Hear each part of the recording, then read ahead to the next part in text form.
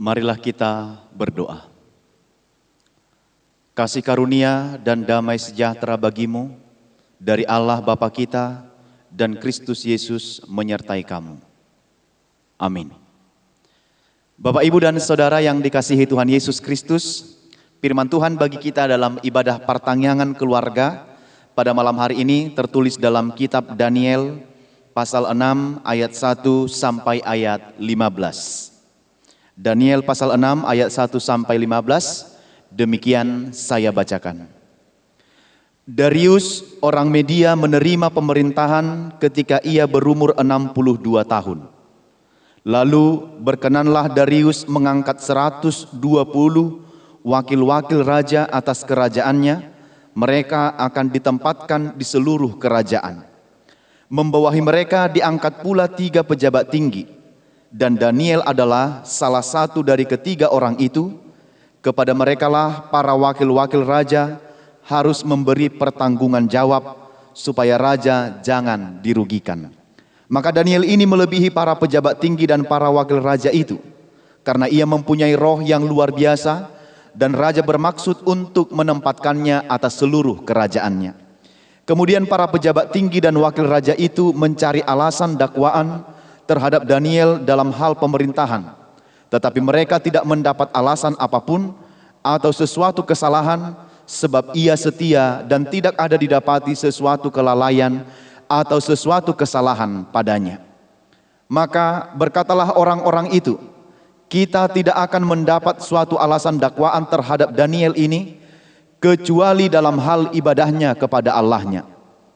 Kemudian bergegas-gegaslah para pejabat tinggi dan wakil raja itu menghadap raja serta berkata kepadanya, "Ya Raja Darius, kekallah hidup tuanku. Semua pejabat tinggi kerajaan ini, semua penguasa dan wakil raja, para menteri dan bupati telah mufakat supaya dikeluarkan kiranya suatu penetapan raja dan ditetapkan suatu larangan agar barang siapa dalam 30 hari menyampaikan permohonan kepada salah satu dewa atau manusia kecuali kepada tuanku ya raja, maka ia akan dilemparkan ke dalam gua singa. Oleh sebab itu ya raja, keluarkanlah larangan itu dan buatlah suatu surat perintah yang tidak dapat diubah menurut undang-undang orang Media dan Persia yang tidak dapat dicabut kembali." Sebab itu Raja Darius membuat surat perintah dengan larangan itu. Demi didengar Daniel bahwa surat perintah itu telah dibuat, pergilah ia ke rumahnya. Dalam kamar atasnya ada tingkap-tingkap yang terbuka ke arah Yerusalem. 3 kali sehari ia berlutut, berdoa serta memuji Allahnya seperti yang biasa dilakukannya. Lalu orang-orang itu bergegas-gegas masuk dan mendapati Daniel sedang berdoa dan bermohon kepada Allahnya. Kemudian mereka menghadap raja dan menanyakan kepadanya tentang larangan raja. "Bukankah tuanku mengeluarkan suatu larangan supaya setiap orang yang dalam 30 hari menyampaikan permohonan kepada salah satu dewa atau manusia kecuali kepada tuanku ya raja akan dilemparkan ke dalam gua singa?" Jawab raja, "Perkara ini telah pasti menurut undang-undang orang Media dan Persia yang tidak dapat dicabut kembali." Lalu kata mereka kepada raja, "Daniel, salah seorang buangan dari Yehuda, tidak mengindahkan tuanku ya raja, dan tidak mengindahkan larangan yang tuanku keluarkan. Tetapi 3 kali sehari ia mengucapkan doanya." Setelah raja mendengar hal itu, maka sangat sedihlah ia, dan ia mencari jalan untuk melepaskan Daniel. Bahkan sampai matahari masuk, ia masih berusaha untuk menolongnya. Demikian firman Tuhan. Bapak, Ibu, dan Saudara yang terkasih dalam Kristus Yesus, ada satu istilah demikian: semakin tinggi suatu pohon, maka akan semakin kencang angin yang menerpanya. Sekali lagi, semakin tinggi suatu pohon, maka akan semakin kencang angin yang akan menerpanya. Atau dalam ungkapan yang serupa dengan ini adalah hanya pohon yang berbuahlah yang dilempari dengan batu. Bapak, Ibu, dan Saudara yang dikasihi Tuhan Yesus Kristus, ungkapan atau istilah demikian menunjukkan ketika kita mencapai satu prestasi, mencapai sesuatu hal yang membanggakan dalam kehidupan kita atau dalam kehidupan beriman kita, semakin kita mendekatkan diri kita kepada Tuhan, semakin kita rajin melakukan ibadah kita, maka kita akan menghadapi banyak tantangan dan pergumulan atau hal yang kita jumpai dalam kehidupan kita. Itulah tantangan kita sebagai orang beriman, atau tantangan kita, pergumulan kita ketika kita mencapai sesuatu hal prestasi yang membanggakan atau kenaikan pangkat jabatan dalam tempat di mana kita bekerja. Maka akan semakin banyak angin yang menerpa, maka akan semakin banyak sesuatu hal atau pergumulan-pergumulan, tantangan-tantangan yang boleh kita hadapi dalam perjalanan kehidupan kita. Dan hal itu adalah memang wajar, Amang Inang, Bapak Ibu. Karena apa? Ketika kita mencapai sesuatu hal, prestasi, pencapaian-pencapaian, target, jabatan, pangkat, dan kesuksesan dalam kehidupan kita, seiring dengan itu banyak orang ada orang yang suka dan bahkan ada orang yang tidak suka dengan kita. Ada orang yang menyukai apa yang kita capai dan ada orang pula yang membenci atau iri dengan pencapaian-pencapaian kita. Itulah lazimnya sifat manusia. Demikian juga hal yang dihadapi oleh Daniel dalam firman Tuhan malam hari ini, di mana Daniel adalah salah seorang yang dipilih oleh Raja Darius menjadi pejabat tinggi di dalam kerajaannya, dengan 2 orang bersama-sama dengan dia yang menjadi pejabat tinggi dalam kerajaan yang dipimpin oleh Raja Darius ketika itu. Maka seturut dengan apa pencapaian-pencapaian diterima oleh Daniel ini, dia menerima banyak tantangan, dia menerima dan melihat banyak orang yang tidak suka dengan pencapaian-pencapaian yang dia dapatkan dalam kinerjanya.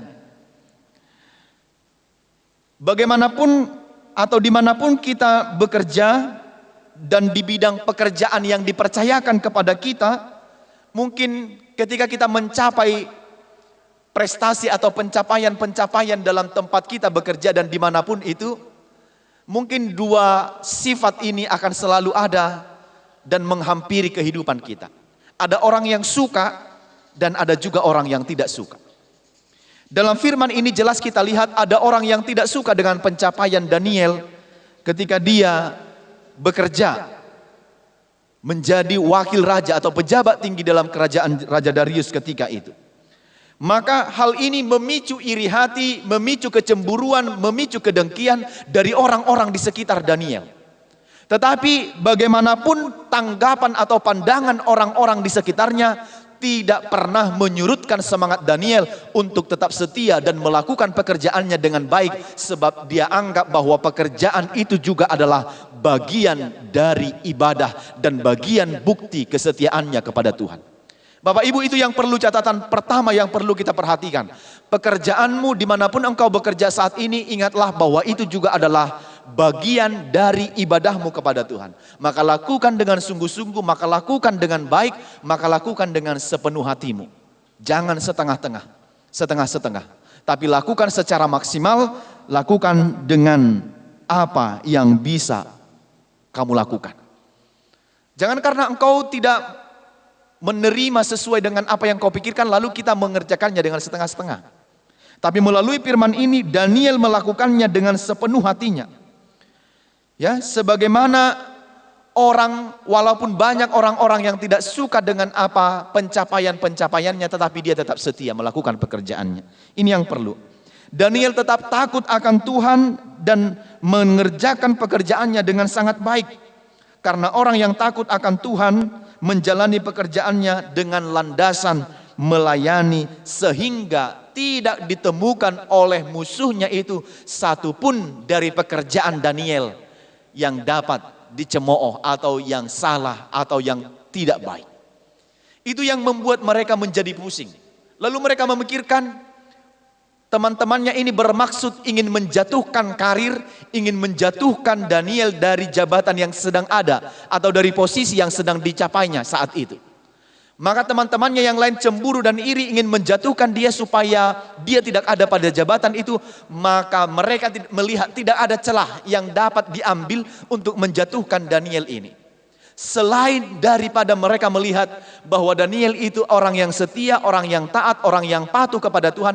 Maka mereka sekarang melihat celah itu dari cara beribadah atau dari kepercayaan Daniel kepada Allah yang dia percaya. Maka mereka melihat dari situ. Mereka melakukan politik. Mereka melakukan sesuatu hal untuk menjatuhkan Daniel dari kesetiaan Daniel beribadah kepada Tuhan. Sebab dalam pekerjaannya tidak ada satupun yang dapat yang membuat malu atau sesuatu pekerjaannya yang membuat dia harus diturunkan jabatannya, tidak. Sebab semuanya dia lakukan dengan sangat dan amat baik, Amang Inang. Maka saudara-saudara, teman-temannya itu tadi memikirkan dari hal manalah kita akan menjatuhkan Daniel ini. Mereka melakukan politik rusak-rusak, politik sega-sega untuk menjatuhkan Daniel itu.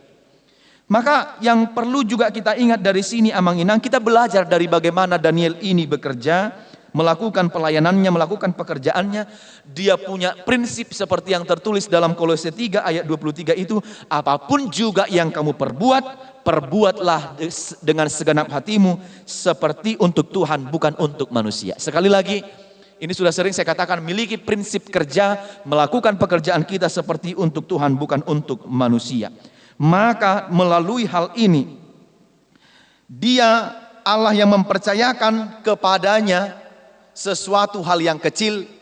Maka jika kita setia, maka Allah juga akan mempercayakan kepada kita pekerjaan atau hal-hal yang besar. Maka setialah dulu kepada hal-hal yang kecil. Jangan langsung memikirkan hal yang besar, sementara dalam hal yang kecil pun kita tidak tuntas dan tidak lulus. Ya, maka kawan-kawannya yang berada bekerja bersama-sama dengan dia menghalalkan dan memikirkan berbagai cara bagaimana supaya Daniel ini jatuh dari posisinya dan tidak menjabat lagi dari posisinya yang sekarang. Tapi ingatlah, Mang Inang, bagaimanapun cara seseorang dan bagaimanapun liciknya pemikiran seseorang untuk menjatuhkan orang-orang yang taat dan setia kepada Tuhan, maka jika Tuhan sudah berkehendak, tidak seorang pun yang dapat menggagalkan rencana Tuhan. Ini yang harus perlu kita percayai. Bagaimanapun bagusnya strategi musuh untuk menjatuhkan kita, ketika kita tetap melakukan pekerja kita dengan baik, dengan tulus dan setia kepada Tuhan, tidak ada satu orang pun yang dapat menggagalkan rencana dan maksud Tuhan dalam kehidupan kita. Ini harus perlu kita garis bawahi dan perlu kita ingat dan kita lakukan dalam kehidupan kita. Maka sebagaimana layaknya orang yang dikuasai oleh rasa benci, dikuasai oleh rasa iri, maka para musuhnya itu mencari jalan untuk menjatuhkan Daniel. Biasanya memang Daniel melakukan ibadahnya, dia harus berdoa kepada Tuhan, dia harus menyembah Tuhan, dia harus naik kepada tingkap-tingkap kepada satu tempat dan dia berdoa di sana dengan khusyuk kepada Tuhan dan dia melakukannya. Nah, kesempatan inilah dirancang oleh teman-temannya membuat suatu aturan selama 30 hari tidak ada yang boleh menyembah siapapun dewa ilah lain kecuali menyembah raja. Maka Daniel dalam kesetiaannya tetap menyembah Tuhan, memuji nama Tuhan, dia tetap berdoa kepada Tuhan. Maka kesempatan inilah dirancang oleh temannya, dibuat politik-politik rusak-rusak. Nanti ketika dia beribadah, disitulah dia kita pergoki, disitulah dia kita tangkap, dan disitulah kita sampaikan kepada raja kalau dia sudah melanggar peraturan-peraturan yang dibuat oleh raja, yang dibuat oleh istana.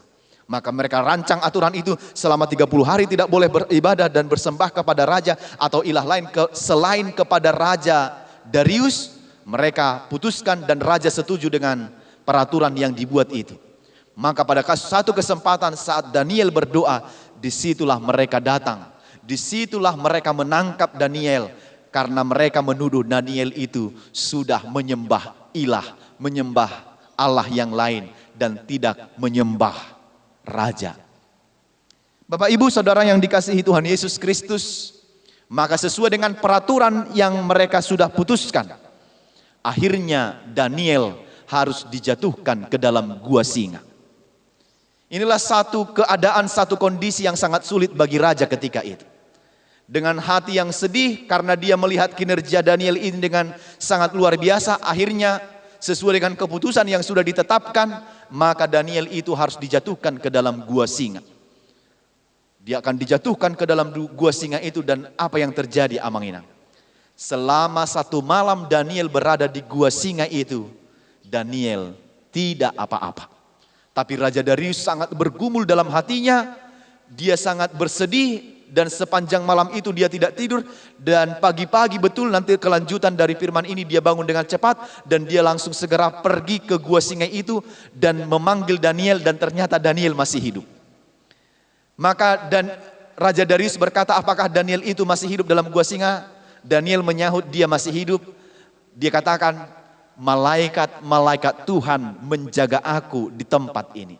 Maka Raja Darius sangat senang, sangat bersuka cita. Maka dia katakan, Allah yang kau percayai itu adalah Allah yang luar biasa, yang menjaga engkau dan menutup mulut singa-singa itu sehingga tidak menerkam dan memakan engkau di dalam gua itu. Inilah yang perlu kita catat, Amang Inang. Kita yakini dan kita percayai, orang percaya itu tidak akan diapa-apakan oleh siapapun dan oleh apapun jika tetap setia dan beriman yang teguh kepada Tuhan. Daniel contohnya sudah dimasukkan ke dalam gua singa, dan singa itu sendiri pun tidak memakan dan menerkamnya. Tapi selanjutnya nanti orang-orang yang akhirnya mengatur strategi busuk ini, politik busuk ini, yang dimasukkan ke dalam gua singa serta keluarganya, anak-anaknya, seketika itu juga singa itu menerkam mereka dan menghabiskan mereka. Oleh karena itu, Amang Inang, apakah yang akan disampaikan firman ini bagi kita? Ada 3 hal. Yang pertama adalah, lakukanlah segala pekerjaanmu seperti melakukan untuk Tuhan, bukan untuk manusia. Marilah kita melakukan pekerjaan kita, apapun yang kita miliki sekarang, pekerjaan kita dengan motivasi lakukan seperti untuk Tuhan.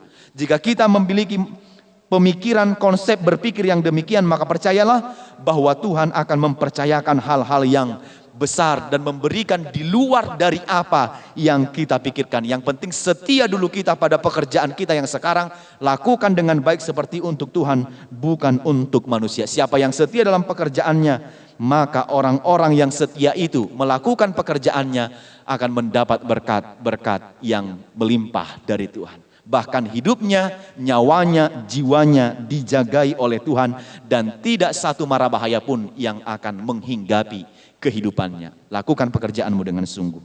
Yang kedua, jauhkanlah dirimu dari sikap iri hati.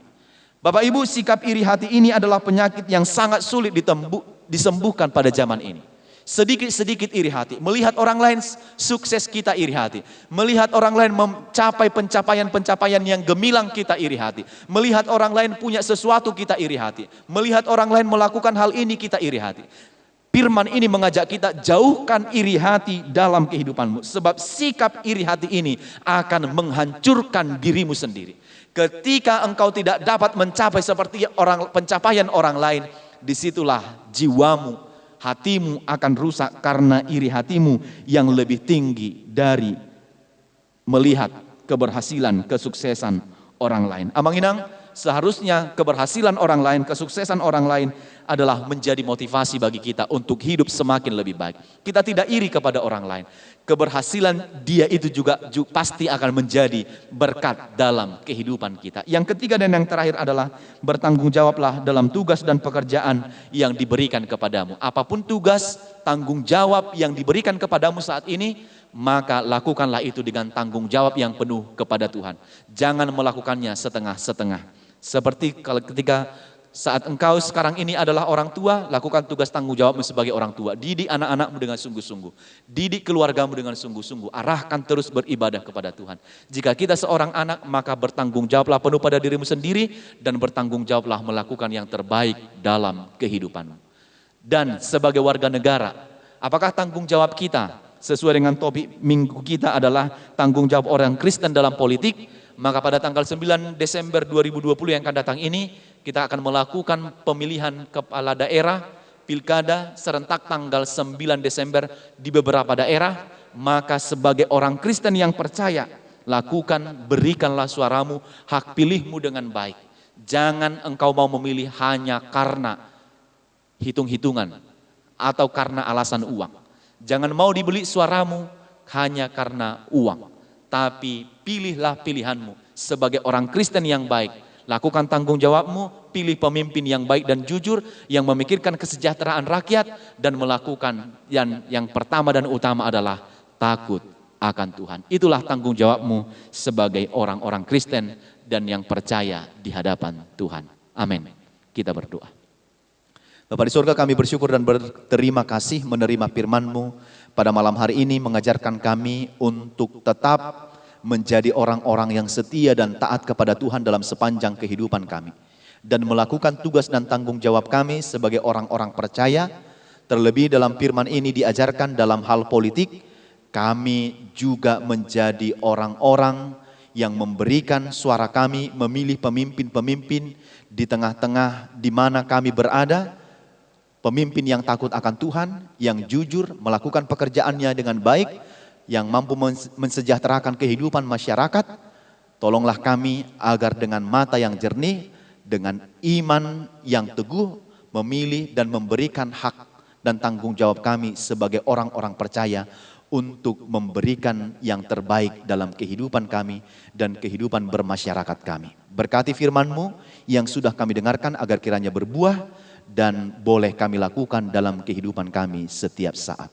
Berkati jemaat-Mu yang beribadah di rumah mereka masing-masing, dari anak-anak, remaja, Naposo Bulung, Ama, Ina, dan yang lanjut usia. Berkatilah mereka dalam setiap pekerjaan, kehidupan, keluarga, dan apapun yang mereka sedang pikirkan yang tidak berlawanan dengan kehendak Tuhan.